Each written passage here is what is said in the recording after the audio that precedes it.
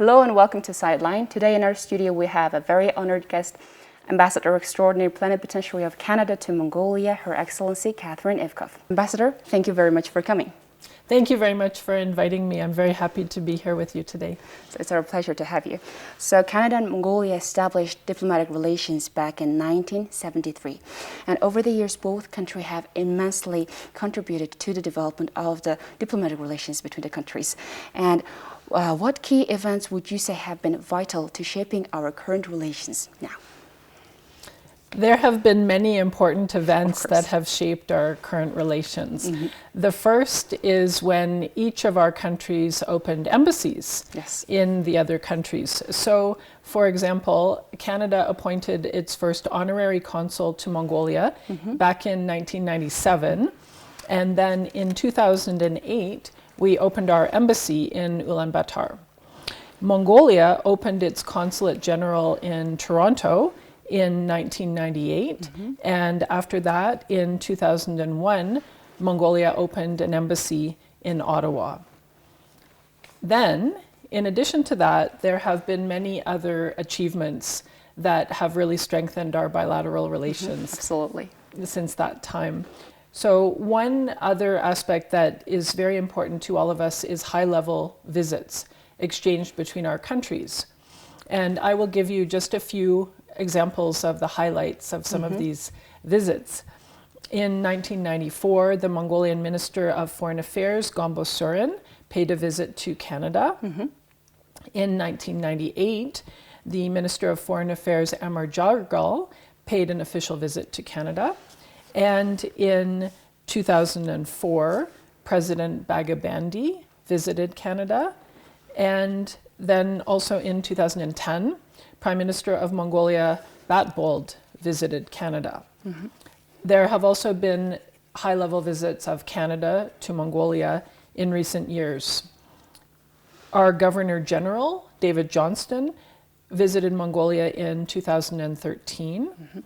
Then our Foreign Minister, John Baird, visited Mongolia in 2014.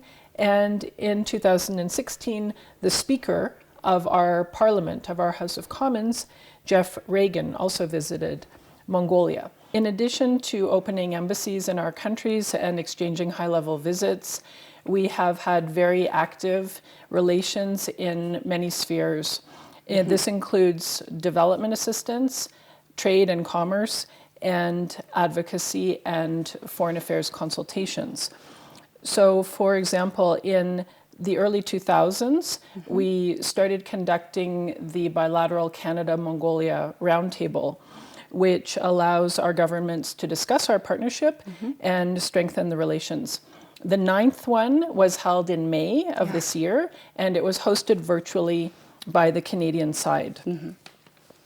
Since 1997, we have been conducting the Canada Fund for Local Initiatives, which is a program for giving financial contributions to small projects in Mongolia that are designed by local non-governmental organizations. Since 1997, we have supported over 400 projects in all 21 IMAGs of Mongolia and all districts of Ulaanbaatar with this fund. And these projects help to advance human rights, economic development, and support civil society organizations in Mongolia. And since 2009, Canada has been conducting an official development assistance program in Mongolia. And between 2009 and 2020, the government of Canada has contributed approximately $80 million in official development assistance to Mongolia.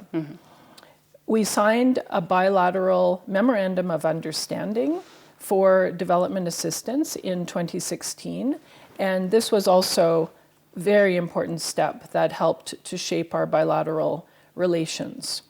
Right now, we have 4 active development assistance projects in Mongolia that are worth approximately $25 million over a period of 5 years. In trade and commerce as well, our relations have been very active, and this includes Canada's contribution to developing the mining sector in Mongolia. Since the early days, Canadian miners were involved in developing the Oyu Tolgoi project, and this includes Ivanhoe mines that was involved from the outset.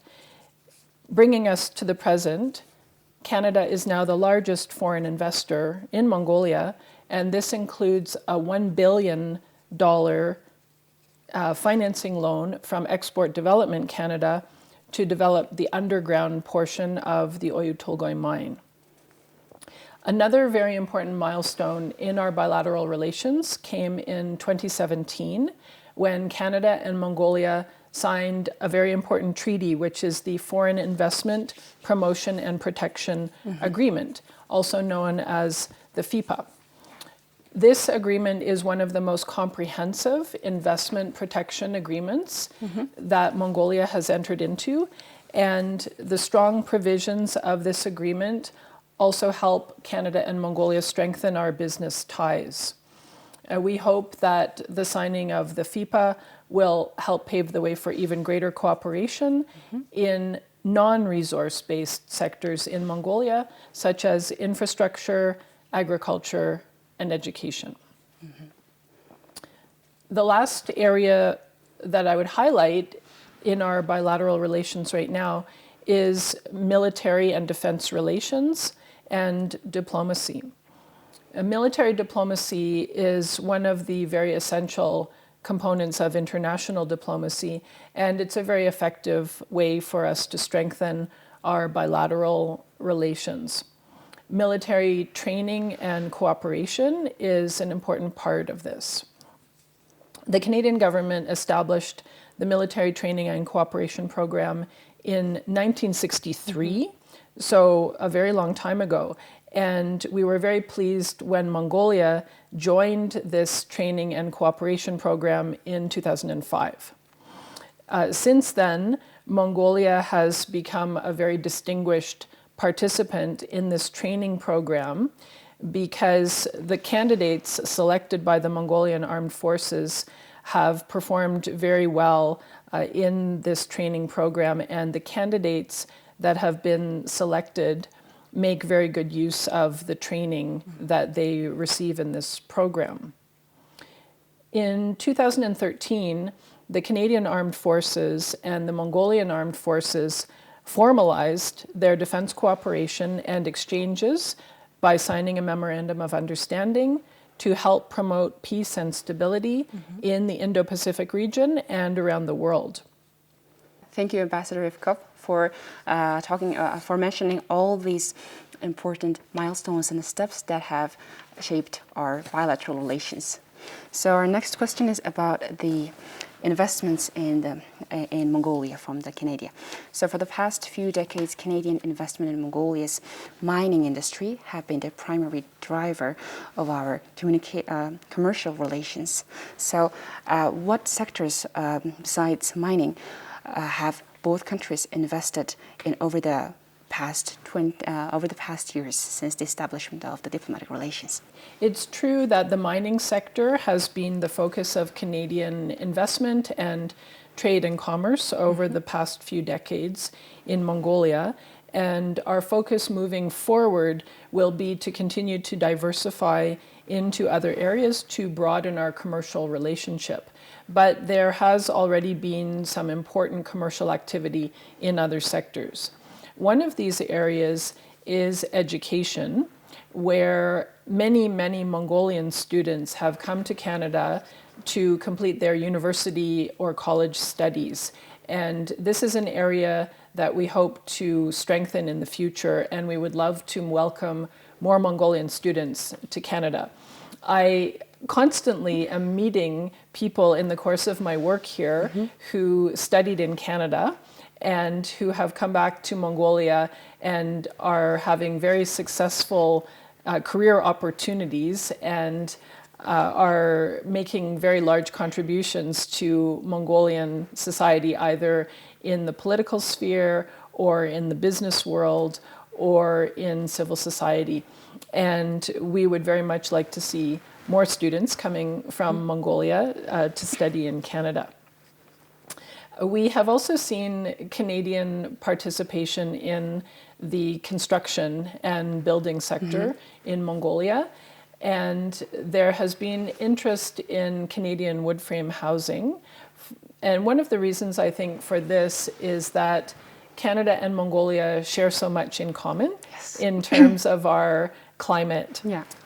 In both our countries, in most areas, we have 4 seasons, but this includes a very cold winter in many parts of both of our countries. And Canada has a lot of expertise in construction and building design suited to a harsh climate.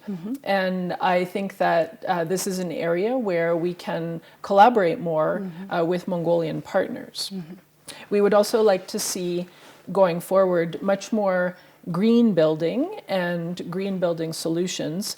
These are things that we're working on very hard in Canada nowadays, and I know that there's a big interest in Mongolia as well. One of the recent highlights in building and construction was the opening of the Steppe Arena here in Ulaanbaatar a couple of months ago. This wonderful arena is the first indoor ice arena in Mongolia that will allow for large events such as hockey competitions, which are very close to our hearts in Canada. There are other areas now that we are also looking forward to collaborating on more with Mongolian partners. And one of these is the area of environmental protection. President Haraldsuk has recently announced the initiative to plant 1 billion trees in Mongolia. And Canada has a lot of expertise in sustainable forest management. And in this area, I think there may be opportunity for good cooperation, in addition to other areas of agriculture.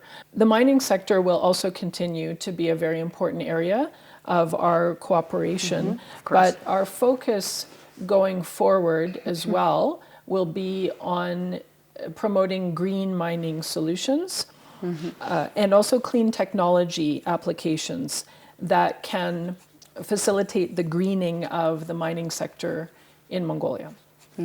So it's very nice to hear that the Canadian investment to Mongolia is going to be more diversified, and you are focusing on the green building, green mining, and clean technology, which are all very friendly to the environment. And our next question is about the Our next question is about the Canada-Mongolia Intergovernmental Roundtable meeting, so the one you mentioned on the milestones, and the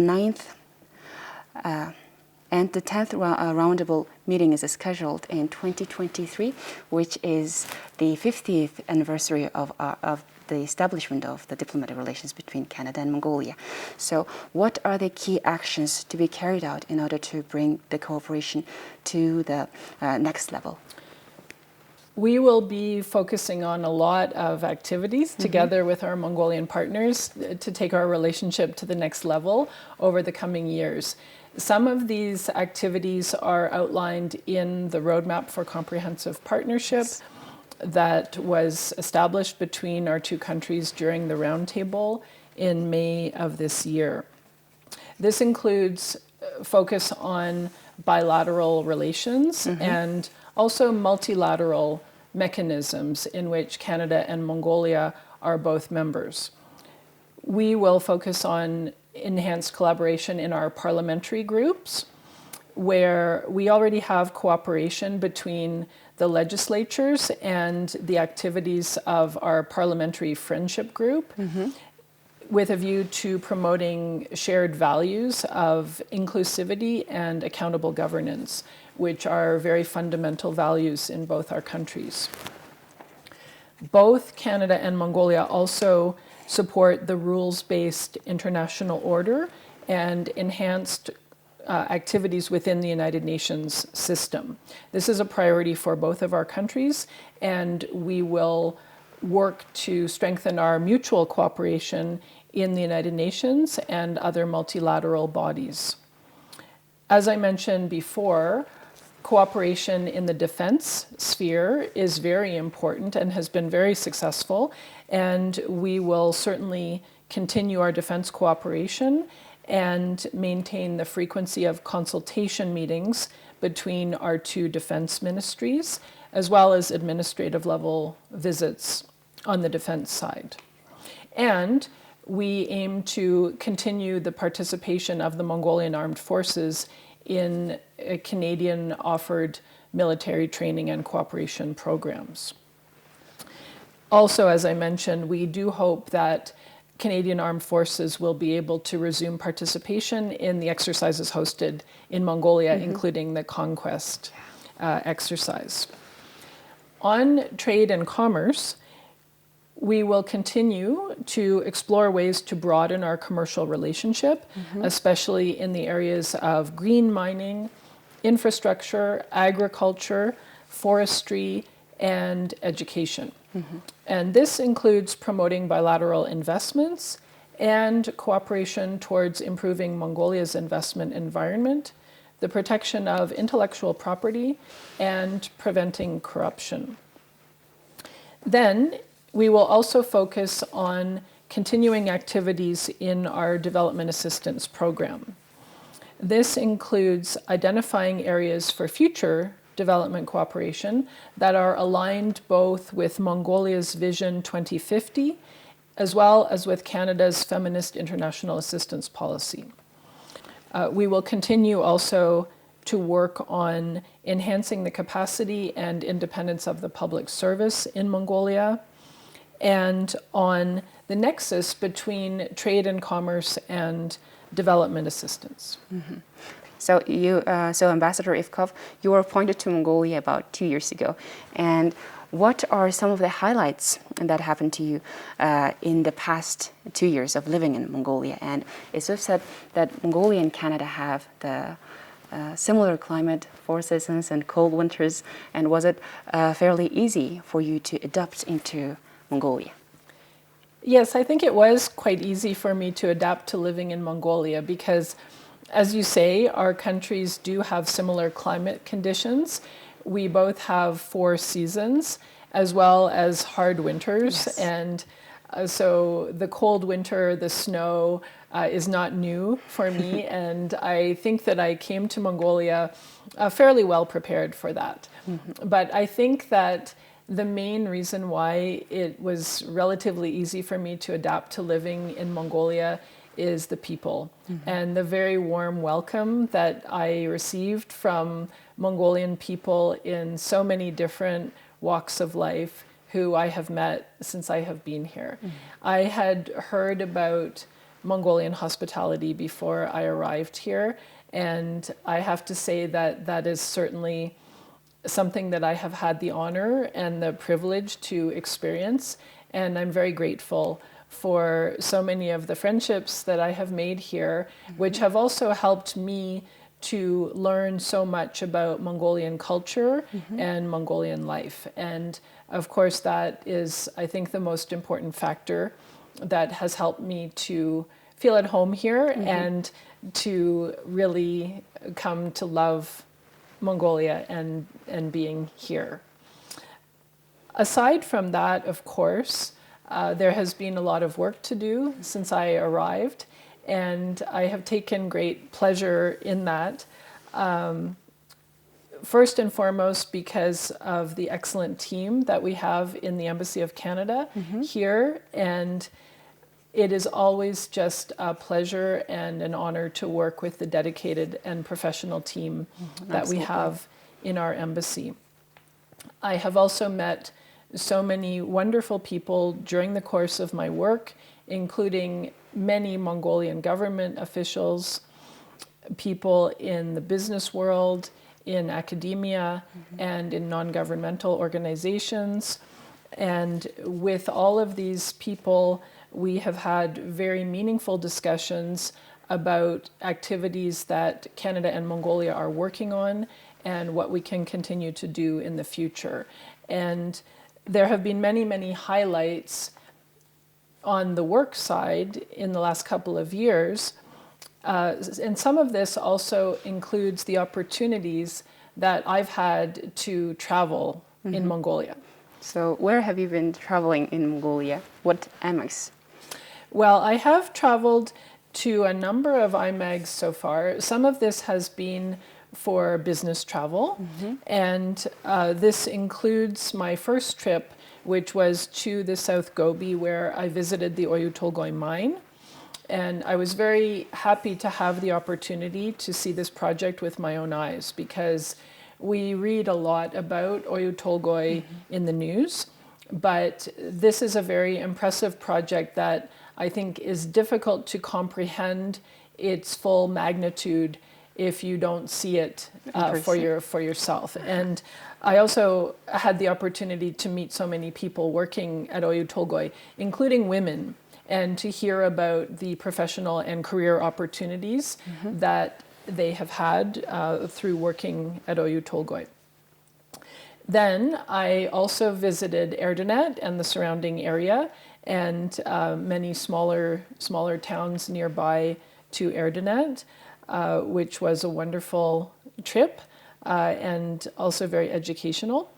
And then also last year, I took a business trip to Bayanulgi and Hovd in the west, and again was just amazed by the beauty of Mongolia and the diversity of this country. And this was also a very special trip. And then also last year, I had the opportunity to take a vacation to Hovskol Lake. And this is a very special part of Mongolia. Again, a very beautiful area. And in many ways reminded me very much of many places in Canada that I have visited. And I hope to go back to Hovskol Lake, but there are so many other places in Mongolia that I would still like to visit, because this is such a vast country with so many diverse areas, and I'm looking forward to doing further travel. But nevertheless, for the meantime, the trips that I have taken are certainly very big highlights in my experience here in the last couple of years. Yes, absolutely. So thank you very much, Ambassador Ivkoff. It has been very wonderful to hear all the amazing stories of, that happened to you during your stay. And so now the next question is, in 2017, Canada adopted a feminist international assistance policy to advance gender equality and the empowerment of women and girls. So since then, numerous projects have been implemented in Mongolia through funding mechanisms guided by this policy, such as World Economic Empowerment and Merit. So could you please explain to us the significance of this policy and what are the future projects planned in the action area of gender equality? Yes. Canada believes very strongly in gender equality and the empowerment of women and girls. And at the heart of our feminist international assistance policy is the principle that equal opportunities for all people, regardless of gender, to participate in economic, social, political, and cultural life is the best way to ensure increased prosperity and security for all people. So as we continue to work on plans for further development assistance projects in Mongolia, the Feminist International Assistance Policy and gender equality will remain important elements of any future projects. Okay, so according to a 2017 study conducted by the National Statistics Office and UNFPA, 58% of women have experienced some sort of violence, and numerous projects and initiatives have been implemented over the years. For example, in 2019, the Strengthening the Domestic Violence Response in Mongolia project was launched by the International Development Law Organization and the Ministry of Foreign Affairs of Canada. So what outcomes have you been expecting from this project? Yeah, the Strengthening Response to Domestic Violence project in Mongolia has been very successful so far in helping victims of domestic violence gain access to justice and to claim their rights. And further, this project helps to play an active role in advocating against domestic violence and also contributes to creating societal intolerance to violence against women in Mongolia. This also helps to strengthen the justice system to fight against domestic violence and helps to strengthen the civil society movement to advocate for safer family relationships. Absolutely. So the next question is about our military operations. So as an active contributor to UN peacekeeping operations and NATO's Resolute Support Mission in Afghanistan, Mongolia participated in training courses in Canada, as you've mentioned earlier. And since 2017, Canada and Mongolia have co-hosted a regular training seminar on civil military relations and defense resource management and so on and so forth. So what events in this area have been organized this year, and how would you assess defense cooperation between Canada and Mongolia? In 2021, the workshops and symposia of the International Society of Military Sciences was hosted by the Royal Military College of Canada in Kingston, Ontario. And that time it was held entirely offline. And in 2021, this event was held entirely online and off-site in October of 2021. The theme for the conference was Progress in Military Sciences for Resilience and Cohesion in the Face of New Forms of Disruption. The Mongolian National Defense University participated for the first time this year. As I have said, we hope that the Mongolian Armed Forces will continue to participate in military training and cooperation in Canada, and that our armed forces will also participate in exercises in Mongolia. And I think that our defense cooperation will grow stronger and will continue to be a very important pillar of our bilateral relations. Unfortunately, our time is coming to an end. And let me ask you the future prospects of Canada and Mongolia and Canada relations. So what would you say about the future prospects of our relations? I see the future prospects for our bilateral relations as very positive and very strong. Both Canada and Mongolia are democracies. We have strong parliamentary forms of government, and both of our systems are based on the same shared fundamental values. This includes respect for the rule of law, the promotion of human rights, freedom of the media, freedom of speech, and independence of the judiciary. These fundamental values form a very solid basis for our mutual understanding and cooperation. Going forward, as you have mentioned, in 2023, we will celebrate the 50th anniversary of our diplomatic relations. So we are already preparing activities for this significant celebration. And in the meantime, we will continue to work on diversifying our trade relationships into new sectors, designing new development assistance projects, and carrying on our current development assistance, while at the same time holding bilateral talks with Mongolia on matters of important mutual interest and continuing to work together in multilateral areas such as the United Nations on international issues where we can cooperate and make a difference together. So I also see growing people-to-people ties in areas of education and culture, and I think that in the future we will continue to see stronger and stronger cooperation between our two countries. Exactly. So Ambassador Ivkoff, thank you very much for coming to our studio to join us on Sightline. Thank you very much for having me. It's been a real pleasure to talk with you. You've watched Sightline. Today we had a very honorable guest, Ambassador Extraordinary and Plenipotentiary of Canada to Mongolia, Her Excellency Catherine Ivkoff. Thank you for watching. Goodbye.